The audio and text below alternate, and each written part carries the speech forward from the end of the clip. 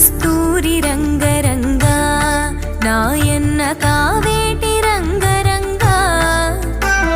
శ్రీరంగరంగరంగా నిను బాసి నేనెట్లు మరచుందురా కంసుణ్ణి సంహరింప సద్గురుడు అవతారమెత్తెనప్పుడు దేవకీ గర్భమునను కృష్ణావతారమై జన్మించెను 7 రాత్రులు చేరిచి ఒక రాత్రి ఏకరాత్రిగా చేసెను ఆదివారము పూటను అష్టమి దినమందు జన్మించెను